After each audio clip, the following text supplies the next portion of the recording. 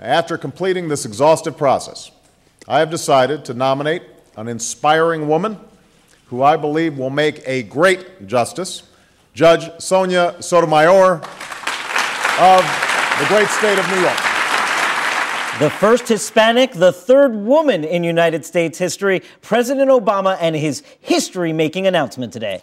And in keeping with the insufferable and unavoidable baseball metaphors, get ready for some high hard ones. Top Line starts right now.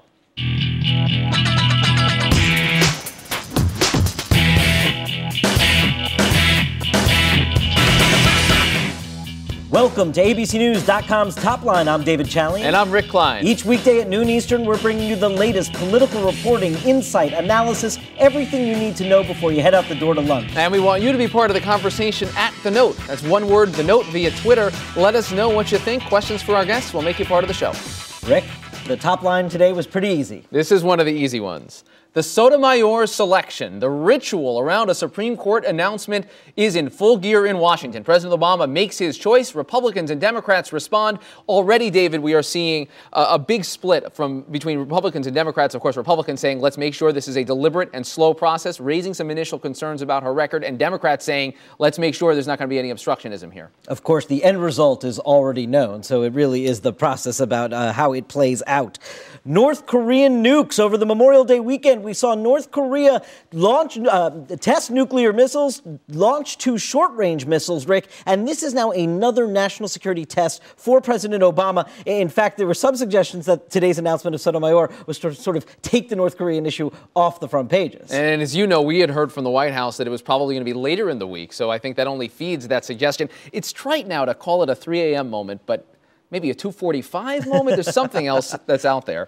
Chinese takeout. Speaker Pelosi, under fire back home, is taking it to China. The show is on the road to talk about environmental energy initiatives and also about human rights. And because she's over there during this delicate time with North Korea, she is going to be meeting with the Chinese leadership about how to deal with this international crisis. Clearly, the Pelosi folks are happy to have her talking about anything other than CIA leaked documents. It sounds as though all clues from the Obama administration on that North Korean front is that Pelosi doesn't have much to discuss with the Chinese because Susan Rice this morning at the UN, it doesn't sound like that the international community is yet ready to put a lot of teeth into a sanction against North Korea.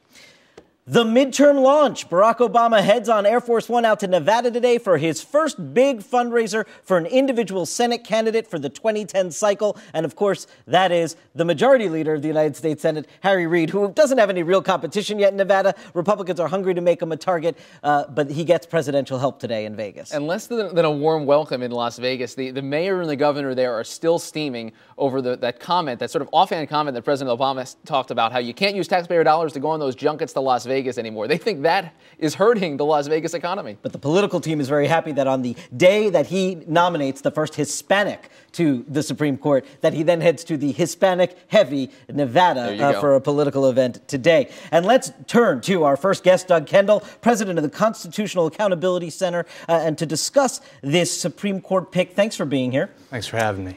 First of all, did you have a horse in this race? Is this pick one that you liked to see today? I didn't have a horse in the race. I thought President Obama put together a remarkable list of candidates on the short list. I would have been delighted if any of the people that he was seriously considering was picked. I think it's a terrific pick, though. Doug, from what you've seen in the initial reaction and, an hour or two into this, what's emerging as the fault lines that we're likely to continue to hear about as this plays out through the Judiciary Committee and onto the Senate floor? Well, I think President Obama has done what he's done so often, which is confound the political wisdom and picked someone who is likely to appeal across the political spectrum. This is a judge who was appointed first by President George Herbert Walker Bush and appointed second by President Clinton to the Second Circuit. She was confirmed by wide majorities, bipartisan majorities on both confirmation hearings.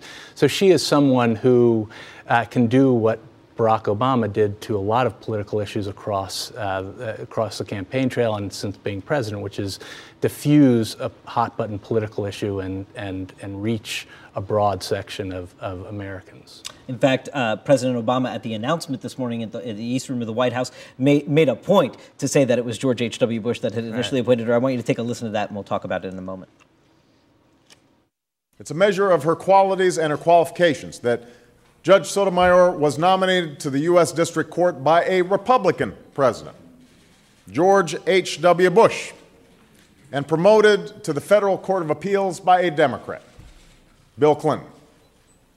Walking in the door, she would bring more experience on the bench and more varied experience on the bench than anyone currently serving on the United States Supreme Court had when they were appointed. In addition to experience, another thing that a lot of court watchers say is important when a president makes these selections is to think about the 9 folks in a room and if you can be a consensus builder. And there's been a lot of critique about brusqueness in her approach, I guess, in her manner from the bench.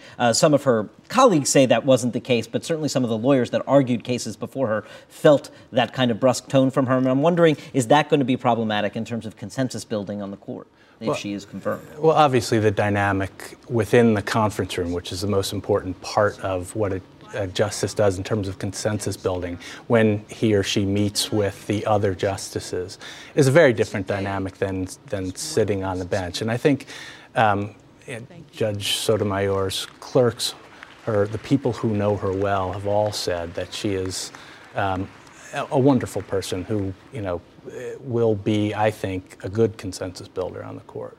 John, we had Senator Sessions, the ranking Republican member of the Judiciary Committee, on the show last week, and he immediately raised concerns about the timeline. He said even if we saw an announcement this week, as we now have, it would be very difficult, maybe not even feasible, to confirm that justice by August 10th, before the August recess. What do you make of that argument? It seems like it's something Republicans are going to talk about in the weeks to come, that they don't want to rush into this. Right. Well, I think Judge Sotomayor's record is a little more extensive, but about similar to Judge Alito's record.